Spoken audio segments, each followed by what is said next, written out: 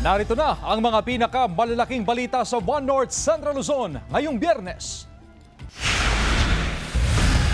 Pagsemplang ng motorsiklo sa Dagupan City na hulikam. Rider ng motorsiklo, pinatakbo ang dalawang angkas saka humarurot. Pagulang dulot ng shear line, nagdulot ng pagbaha at landslide sa ilang bahagi ng Luzon. Mga e-bike at e-trike, bawal na sa mga national road simula sa Lunes, December 1. At birthday travel ng magkasintahan nag-viral matapos mauwi sa proposal sa gitna ng Auasan Falls sa Sigay, Ilocos Sur.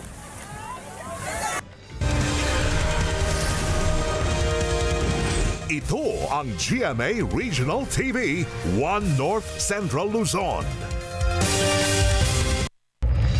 Magandang hapon, ako si Chris Zuniga. Pagsemplang ng motorsiklo sa Dagupan City na hulikam. Rider ng motorsiklo, pinatakbo ang dalawang angkas saka humarurot. Nakatutok si Jasmine Gabriel Galban.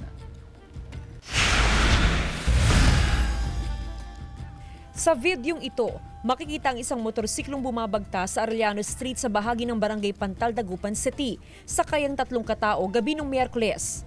Paglampas sa traffic light, nagmaniubra ang rider. Sa kuha ng isa pang CCTV camera, makikita ang pagsemplang ng motorsiklo. Pinatakbo ng rider ang dalawa niyang angkas na isang babae at bata. At pagkatapos ito, humarurot ang rider. Pinost ang CCTV footage sa social media upang matukoy ang mga sangkot sa aksidente. Kaninang umaga, voluntaryo nagtungo sa Dagupan City Police Office ang rider ng motorsiklo. Pauwi na raw sila ng kanyang mag-ina nang makita ang nakabantay na posse enforcer at pulis sa kalsada. Sa takot na masita dahil walang suot na helmet at wala ring lisensya, ay minabuti raw niyang iwasan ng otoridad. Pinaglakad ko na lang po sila dahil yung motor nga po itatakos ko po talaga sana. Pero wala naman pong sugat yung mag-ina ko. Pinagsabihan siya ng otoridad. Gagawa ng disgrasya, tapos gano'n ang gagawin niya. Tatakbuhan niya. Nakita pa nga lang niya sa kanto, lumiko na eh. Samantala, sumampa sa gutter ang isang pampasaherong jeep matapos mawalan ng preno sa bahagi ng A.B. Fernandez Avenue. Wala namang nasaktan sa insidente. Siya po ay nawalan ng preno, kaya siguro ang naisip na lang ng driver na para wala ng ibang madamay pa na madisgrasya niya, sinulog na lang niya po doon sa may gilid ng ramp. Patuloy ang panawagan ng otoridad sa mga motorista na tiyakin na nasa kondisyon ng mga sasakyan bago ibiyahe. Kasama si Daryl Peralta, Jasmine Gabriel Galban, One North Central Luzon. Nasawi ang isang batang lalaki matapos matabunan ng gubuhong lupa sa Pudtol, Apayao. Nakaalerto CJ Turida. Patay na ng mahugot ng mga rescuer ang 6 na taong gulang na lalaki sa Barangay Aurora, Pudtol, Apayao kahapon. Natabunan ng lupa ang kanilang bahay malapit sa bundok sa Purok 2 dahil sa nararanasang pag-uulan. Nakatakbo palabas ang ibang nasa loob ng bahay pero naiwan ang bata. Hinihikayat ng lokal na pamahalaan ang publiko na lumikas para sa kanilang kaligtasan dahil sa patuloy na pag-ulan. 2 kawani ng DPWH Region 2 ang natabunan ng lupa sa bahagi ng Barangay San Juan, Santa Praxedes, Cagayan kaninang umaga. Ayon sa alkalde, mga kaminero o road workers ang dalawa na nagbabantay sa trapiko at nagmo-monitor sa lugar dahil sa nararanasang pag-uulan. Mabilis umano ang pangyayari kaya hindi agad napansin ng dalawa ang pagguho ng lupa. Binawian ng buhay ang isa sa mga biktima. Kritikal ang isa. Pinayuhan ng mga motorista na mag-ingat sa pagdaan sa lugar. Hindi natin talaga maiwasan na may mga landslide area, lalong-lalo na almost 2 weeks na umuulan dito sa bayan ng Santa Praxedes. Kaya alala lang po, lalo na pag gabi, kung pwede sana ay iwasan nating bumiyahe, lalong-lalo na at madilim sa mga parte na iyan. CJ Torida, One North Central Luzon.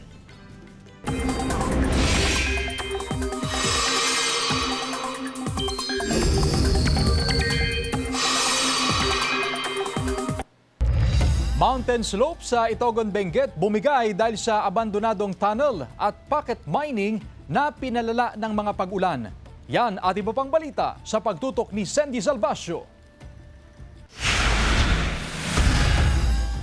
Kita sa mga larawan na ito ang bundok sa bahagi ng Kampuan, Akupan, Virac, Itogon, Benguet. Ayon sa otoridad, Gumuho ang bahagi ng bundok bandang alas 11 ng umaga kahapon.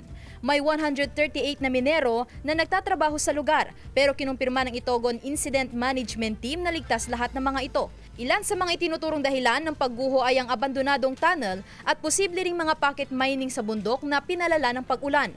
Patuloy ang assessment ng mga otoridad sa lugar. Gumuho rin ang bahagi ng Kabugaw-Pudtol, Luna, Cagayan Boundary Road sa Pudtol, Apayao dahil sa nararanasang pag-uulan. Apektado ang mga motorista. Gagawa ang DPWH ng alternatibong ruta para sa mga motorista. Isinara sa mga motorista ang Makilo Bridge sa Tinglayan, Kalinga matapos makitaan ng issue sa istruktura nito. Pinayuhan ng mga motorista na huwag munang dumaan sa tulay para sa pagsusuri at pagkukumpuni roon. Sa tala ng PDRRMO, 50 barangay sa Tuguegarao City, Cagayan ang binaha dahil sa pag-ulan. Nananatili sa evacuation centers ang nasa mahigit 2,000 pamilya. Nalubog sa baha ang ilang taniman sa bayan ng Apari. Binahari ng ilang kabahayan. Nakahanda ang mga otoridad sa posibleng paglikas ng mga apektadong residente.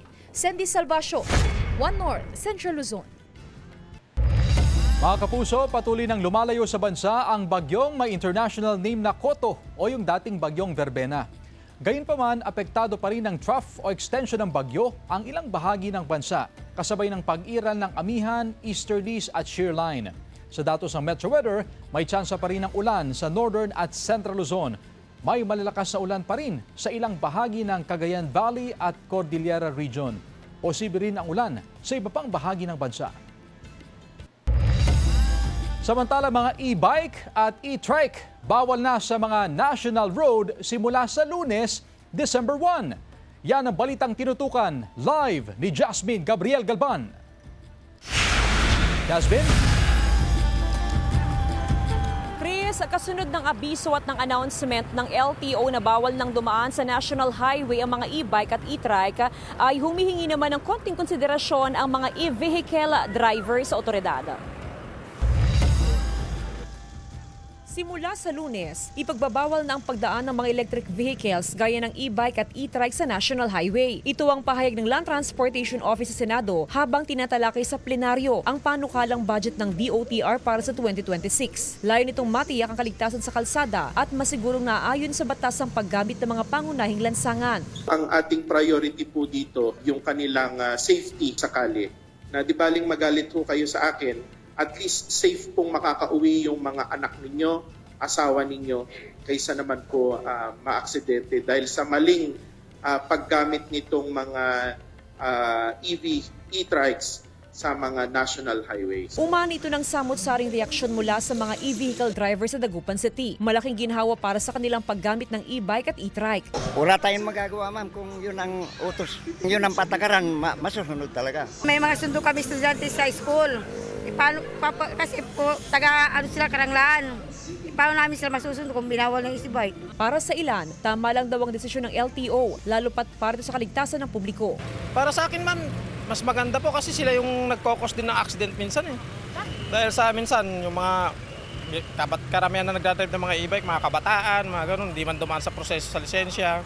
So wala pa silang knowledge sa mga daan. Ayon sa LTO, bawal ang e-bike at e-trike sa lahat ng pangunahing kalsada. Pwede naman daw ito sa mga sitio o barangay road. Nagpaalala ang otoridad na sundin ang patakaran ng LTO upang maiwasan ang posibleng multa.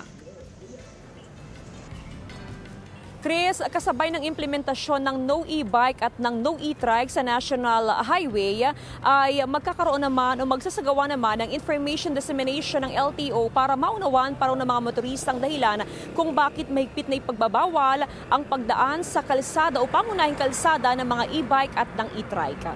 Chris? Maraming salamat, Jasmine Gabriel Galban. Ito ang GMA Regional TV, One North Central Luzon.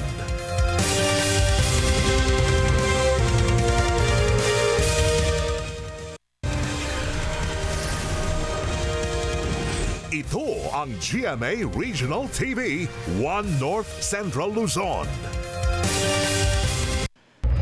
Mahigit 807,000 pesos na halaga ng high-grade kush ang nasabat ng Bureau of Customs sa Port of Clark. Ang ilegal na droga isiniksik daw sa loob ng stuffed toy at idinektarang keychain. Galing raw sa Hong Kong ang pakete na nakatakdang ipadala sa Binyan, Laguna. Sa tulong ng X-ray scanning at sniff dogs ng PIDEA, natuklasan ang nakatagong kontrabando. Agad na pinatawan ng warrant of seizure and detention ang shipment dahil sa paglabag sa Customs Modernization and Tariff Act kaugnay ng Anti-Illegal Drugs Law. Patuloy ang investigasyon ng mga otoridad sa insidente. Dating Pangasinan 4th District Representative Christopher De Venecia, Sual Mayor Kalugay at iba pa inireklamo dahil sa questionableng flood control projects sa San Jacinto, Pangasinan. Narito ang report. Sa Ombudsman, inireklamo sina dating Pangasinan 4th District Representative Christopher De Venecia, Sual Mayor Liseldo Kalugay at asawa ng Mayor. Reklamong plunder, malversation of public funds, grave misconduct, gross neglect of duty at dishonesty ang inihain ni Jaime Aquino, isang lokal na mamamahayag at leader ng asosasyon ng mga tsuper at operator ng mga tricycle sa Pangasinan. Kaugnay yan sa anomalya umano sa 286 million pesos na halaga ng flood control projects sa San Jacinto, Pangasinan. Sabi ng DPWH official sa Kwan, yung mga nakausap namin sa Region 1, kung may kolekta daw, sabi nila, si Congressman De Venecia, si Christopher, ng 20%. Kabilang dito ang Riverbank Protection Project sa Barangay Santo Tomas, Casibong na nagkakahalaga ng mahigit 48 million pesos. Ang BET Construction and Supply ang nakalistang gumawa ng proyekto. Ang una kasi ang may-ari talaga si Liseldo Kalugay. Ngayon, nung nag-asawa na siya kay Garre, ay siyempre siya na ang nagmamaneho ngayon. Inireklamo rin ang ilang opisyal ng DPWH Region 1 at DPWH Pangasinan 2nd Engineering District. Gayon din ang contractors na Zota Trading and Construction at joint venture ng Silver Wolves Construction at Lux Dragon Construction, pati ang private contractor umano ni De Venecia. Sa isang opisyal na pahayag na pinost sa social media account ni dating Congressman Christopher De Venecia, walang katotohanan ang alegasyon laban sa kanya. Lahat daw ng proyekto na ipinatupad sa kanilang distrito ay maayos na napapakinabangan ng bawat mamamayan. Handa raw patunayan ni De Venecia na lehitimo ang bawat proyekto. Sinisikap ng GMA Regional TV na makuhanan ng pahayag ang iba pang inirereklamo. Samantala, nagboluntaryo namang tumestigo sa ICI si House Majority Floor Leader at Presidential Son Congressman Sandro Marcos. Sa sulat niya sa komisyon, sinabi niyang handa siyang humarap sa ICI anumang oras at magbigay linaw sa anumang bagay para matulungan ng komisyon sa investigasyon nito. Magtatagda ang ICI ng petsa para sa pagdinig. Ayon sa Independent Commission for Infrastructure o ICI, maaari nilang i-livestream ang pagtestigo ni Congressman Marcos dahil wala naman itong hininging executive session sa kanyang liham. For me, I have nothing to hide. If they want to question me, if they want to call me in, I will make myself available to them. CJ Torida, One North, Central Luzon. Mga insidente ng pandurukot sa pamilihang bayan ng Mangaldan, Pangasinan tumaas ngayong Burr months ayon sa POSO. Narito ang report. Dumadami na raw ang bilang ng mga taong nagpupunta sa pamilihang bayan ng Mangaldan, Pangasinan habang papalapit ang holiday season. Dahil dito, siksikan ang sitwasyon sa pamilihan at ito rin daw ang dahilan kung bakit nagiging aktibo ang mga kawatan. Ayon sa POSO, tumaas ang insidente ng pandurukot sa pamilihang bayan ngayong Burr months. Lalong-lalo na sa Sabado at sa Linggo ay talagang siksikan rito. Kaya ayusin natin, nagsagaron maiwasan yung madukutan, lalong-lalo na yung mga namamalingke dito na dumadayo. Ramdam raw ng ilang mamimili ang panganib ngayong mas matao ang palengke. Kailangan po, bawat lagi kang nakaganyan na lang yung bag, tapos sisirado mo. Pag bibili ka, laging hawak mo yung pera. Regular ang pag-iikot ng pulisya at mga POSO enforcers sa pamilihan. Pinagbabawalan ng mga tinderang nakaharang sa daan. Bawal po sa gitna, ma'am, para maluwag po yung daanan at malayo sa mga snatcher. Hihigpitan din daw ng POSO ang mga motoristang dumadaan sa Frianeza Street kung saan nakapwesto ang ilang tindera. Muling lalagyan ng linya ang pwesto ng bawat tindera. Mas maghihigpit daw ang mga otoridad sa pagbabantay hindi lang sa pamilihan kundi sa iba pang matataong lugar sa bayan. Payo rin ng PNP sa mga mamimili, ingatan ang mga gamit upang hindi mabiktima ng kawatan. Avoid po yung mga distractions. Kasi po, yun po isa sa mga modus operandi nila, yung distract, yung mga biktima nila. Sandy Salvacio, One North, Central Luzon. Samantala, kinagigiliwan ng isang traffic enforcer sa Lingayen, Pangasinan na tinaguriang shoutout idol. Atin siyang kilalanin sa report.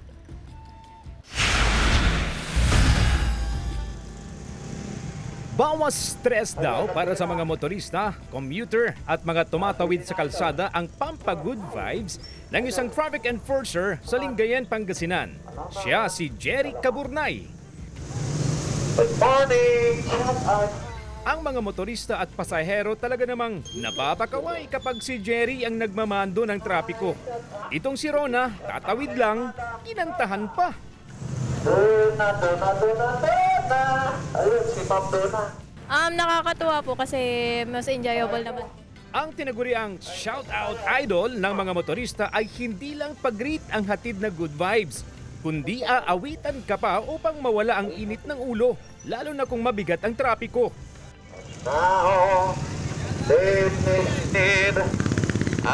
Masarap pong mga magpatawa po sa mga tao. Kilala si Jerry sa pagiging kwela at sa kanyang pink na buhok na talaga namang kinagigiliwan ng mga tao. Talagang ganito yung buko, ano yung tawag doon, color coding. Ayon kay Jerry, 7 taon na siyang traffic enforcer at napansin niyang nababawasan ang road rage tuwing nagpapatawas siya. Mahiyain daw sa totoong buhay si Jerry, kaya't nakatakip ng bagya ang kanyang mukha upang lumakas daw ang loob niya sa pagiging komedyante. Kaya naman, for the first time... Pero marami nagtatanong, lagi ka nakatakip ang mukha. Ngayon, pwede mo na bang i-reveal yung mukha mo? Opo. Ay, guwapo pala eh! Kasama si Ron Taniedo, CJ Torida, One North, Central Luzon.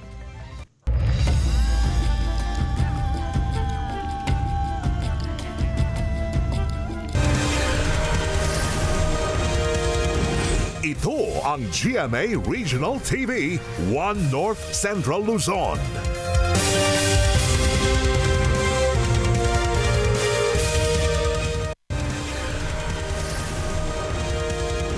Ito ang GMA Regional TV, One North Central Luzon. DCPO may persons of interest na sa mga sinalakay na iligal na paggawaan ng paputok sa Dagupan City. Sundan sa report. May mga person of interest ng Dagupan City Police Office sa magkasunod na sinalakay na iligal na paggawaan ng paputok sa Barangay Bacayao Norte, Dagupan City. Meron po tayong tinitignan pero hindi po natin ma-confirm. And may kinasuhan na po tayo. Nakikipag-ugnayan din ng DCPO sa mga opisyal ng barangay para malaman kung meron pang ibang iligal na paggawaan ng paputok. Regular ang pag-iikot ng otoridad maging sa mga liblib na sityo. Last week may 2 pong report kami. Minalidate namin pero nag-negative naman. Pero talagang we welcome lahat ng mga nagte-text sa amin. Lahat na nagte-text binibigyan namin ng pansin yan. Tapos binabalidate namin. Ayon sa chairman ng Bacayao Norte, isa-isa na nilang kinakausap ang mga dating gumagawa ng paputok sa barangay. Sinabihan at pinagbawalan na silang gumawa ng paputok. Giit ng barangay, wala silang ini-issue na permit sa kahit sino man para sa kalakalan. Bukod sa ipinagbabawal, peligroso ito sa publiko. Kinausap namin sila. Kaya lang yung ginagawa nila malayo kasi. Kaya hindi namin namomonitor. Nasa liblib pala. Nalaman namin nung narid na. Kasama si Daryl Peralta, Jasmine Gabriel Galban, One North Central Luzon. Timbog sa bypass operation ng otoridad ang 42 anyos na lalaki sa Barangay Palwa, Norte, Tuguegarao City, Cagayan noong Lunes. Parehong nasa watchlist ng PNP at PDEA ang sospek na dati nang naaresto dahil sa parehong kaso. Sa kabuuan, 7 pakete na naglalaman ng hinihinalang shabu ang nakuha sa sospek. Tumitimbang ito ng 20 gramo at nagkakahalaga ng mahigit sa 130,000 pesos. Nasa kustodiya na ng pulisya ang sospek na wala pang pahayag. Maharap siya sa kaukulang kaso. Nationwide total vape ban na isinusulong ng DOH umani ng iba't ibang reaksyon. Narito ang report. Isinusulong ng Department of Health ang pagpapatupad ng nationwide total ban sa mga vape product dahil sa umano'y mapanlinlang na marketing strategies ng mga vape company. Ngayong taon, hindi na raw maikakaila ang mas dumaraming mga kabataan na gumagamit ng vape. Ayon sa Center for Health Development Region 1, mas nakababahala ang mga nagsasabing mas ligtas ang vape kumpara sa sigarilyo. Nagkakaroon din po ng pagtaas ng risk po na magkaroon ng mga cardiovascular diseases at lung diseases po dahil sa paggamit ng vape. Yung vape po kasi may mga chemicals din po yan. Maaari ring makakuha ng e-cigarette or vaping use-associated lung injury o EVALI, sakit na maaaring makuha sa matagalang paggamit ng vape. Nitong nakaraang taon, naitala ang kauna-unahang pagkamatay sa Pilipinas na umano'y konektado sa ilang taong paggamit ng vape, bagay na nagpatibay sa panawagan ng total ban. Ang vape shop owner na si Jo Marie, hindi naman daw tutol kung sakaling ipagbawal ang paggamit ng vape. Hindi naman po kami against sa pagban ng vape products kasi syempre, halos lahat po naman ng bisyo is more on merong risk sa health po natin. Ninigarilyo ko dati. Ginawa kong alternative si vape para mabawasan ko yung pagsisigarilyo ko. Sa ngayon, inihahanda na ng Health Authority ang mga hakbangin sa pagpapatupad nito. Ang vaping po ay hindi po ligtas na alternative sa paninigarilyo. Ang natatanging alternatibo po para sa ating mga cigarette smoker at mga vape user ay ang pagtigil po nito. Kasama si Jing Dakanay, Sandy Salvacio, One North, Central Luzon. No disconnection policy sa supply ng kuryente mula November hanggang December ipinag-utos ng ERC. Narito ang report. Naglabas ng abisong Energy Regulatory Commission o ERC kaugnay sa ipatutupad na nationwide no disconnection policy. Epektibo ito ngayong Nobyembre hanggang Desyembre. Layo nitong matulungan ng mga consumer habang patuloy na bumabangon sa epekto ng nagdaang mga kalamidad. Sa Dagupan City, mahigpit itong ipinatutupad ng DECORP. Kahit na hindi makabayad sa November-December billing o konsumo sa kuryente, sa Oktubre at Nobyembre ay hindi magpapatupad ng disconnection ng DECORP. Sa January 2026, magpapatupad din ng installment o staggered payment ang DECORP para sa mga maliliit na consumer. By comes January, siyempre malilift na yung moratorium, mag-i-start na yung disconnection. Kung meron namang means to pay, mas magandang isettle na din kung meron. Pero kung wala, doon sa mga 100 kilowatt hours and below, sila yung binigyan ng option to avail of the installment. Malaking tulong ito para sa ilang consumer gaya ni Aling Florita. Pwede pa raw gamitin sa ibang pangangailangan ang perang pambayad sa kuryente ngayong buwan.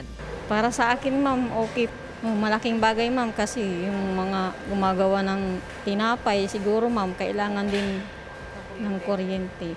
Paalala ng DECORP sa mga consumer na ipagsawalang bahala sakaling makatanggap ng disconnection notice. Wala rin daw penalty o surcharge na ipapataw sa mga hindi nakapagbabayad sa takdang panahon. Kasama si Daryl Peralta, Jasmine Gabriel Galban, One North Central Luzon. Rizal Avenue sa Bangaldan, Pangasinan, pansamantalang isinara para sa Christmas lighting ceremony ngayong hapon. Sundan sa report. Matutunghayan na ngayong hapon ang inaabangang Christmas display sa Bangaldan, Pangasinan. Pinaghandaan ito ng lokal na pamahalaan upang maipadama ang diwa ng Pasko sa mga Bangaldanyan. Isinara ang Rizal Avenue simula kaninang alauna ng hapon hanggang sa matapos ang Christmas lighting ceremony. Ang ilang pedicab driver humabol pa sa pamamasada kaninang umaga. Hindi talagang sinasara pag maokasyon dyan. Pinapasara. Sir, may mga alternatibong ruta ba tayo naman na pwedeng daanan kung sakali masara? Mayroon. Magpaigtingin namin yung pag-alalay sa mga sasakyan na dadaan sa oras na po yun.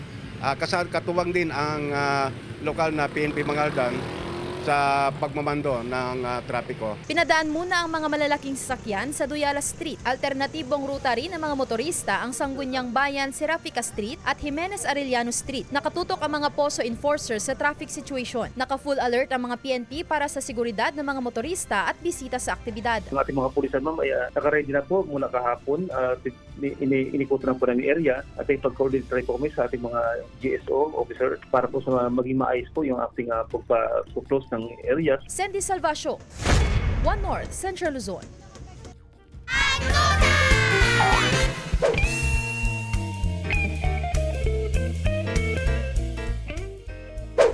May darating po na Pasko, gusto ko po. Puso ko na lang. Anong puso? Bakit? May sakit ka sa puso? Hindi po, dapat dalawa na lang puso ko. Wow! Para kanino yung isa? Secret! Anong gusto mong regalo? Siguro yung na lang. Basta galing sa kanya. Ano yun? Piyesa na lang. Piyesa ng? Motor. Bakit? Wala lang. May ka sa motor? Oo. Brum brum.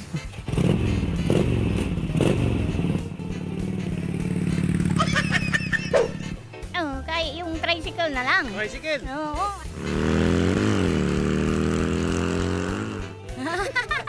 Mamas ko po.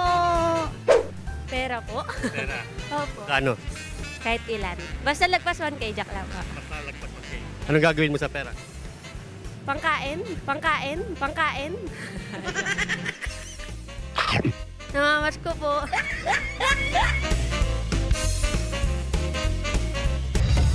Nag-viral ang birthday travel ng magkasintahan matapos na mauwi sa proposal sa gitna ng Auasen Falls sa Sigay, Ilocos Sur.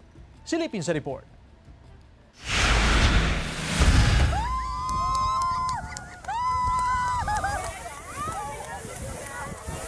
Yan ang eksena sa gitna ng tuloy-tuloy na buhos ng tubig sa Auasen Falls sa Sigay, Ilocos Sur. Sakay sa bamboo raft at sa gitna ng talon, abay nag-propose sa kanyang nobya si Edgar. Naging challenging daw ang kanyang proposal dahil baka mahulog ang singsing. Pero nagtagumpay naman ang kanyang plano at napayes ang kanyang the one and only Emmeline. Talagang kinakabahan nga ako kasi ilang hugot ko sa bulsa, hindi ko mahugot kasi na out balance pa. Sabi ko, pare mahulog. Wala. Pero kung mahulog ay sisiring ko para matuloy lang. Rainbow na lumabas na rainbow. Tapos, yun, sabi niya, wag kang haharap. Tapos, nung humarap na nga ako, bigla ko nakita siya paluhod na siya. Ay, hinugot niya yung singsing. Tapos, hinahawakan niya, ganun yung hawak niya kasi baka malaglag. Tapos, lumuhod na siya. Napili ni Edgar ang Auasen Falls na mag-propose dahil sa kakaibang ganda ng lugar. At ang alam ng kanyang girlfriend na birthday trip ay nauwi sa hindi nila malilimutang ganap sa kanilang pag-iibigan. Yung sikreto naman sa matatag na relasyon, wala yan sa tagal o sa bago pa lang. Pag nakita mo na pala yung the one, alam mo na, sure mo na siya na talaga. Hindi inasahan ni Edgar at Emmeline na magva-viral ang kanilang video at maraming napasana all. Kaya naman, congratulations sa newly engaged couple na si Edgar at Emmeline. Joel Fernandez, One North Central Luzon.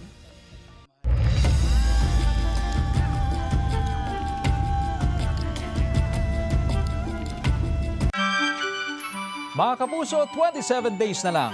Pasko na. Samantala, mapapanood niyo po ang episode na ito at iba pang pinakahuling lokal na balita sa official website ng GMA Regional TV, www.gmaregionaltv.com. Pwede rin kayo bumisita sa aming official YouTube channel, GMA Regional TV, at i-click ang subscribe button para sa pinaka-maiinit na balita mula sa mga rehiyon. Nais din naming pasalamatan ang mga kapuso sa Hilaga at Gitnang Luzon, maging ang mga kapuso natin abroad. Dahil sa GMA Regional TV, local news matters. At yan ang mga pinakamalaki at pinakahuling balita sa Hilaga at Gitnang Luzon. Maraming salamat sa pagsama sa amin, pati na ang mga kapuso sa ibang bansa na tumutok sa mga balita sa rehiyon. Ako po si Chris Zuniga. Kami, ang GMA Regional TV, One North Central Luzon. Buong puwersa para sa mas malaking misyon at mas malawak na paglilingkod sa bayan.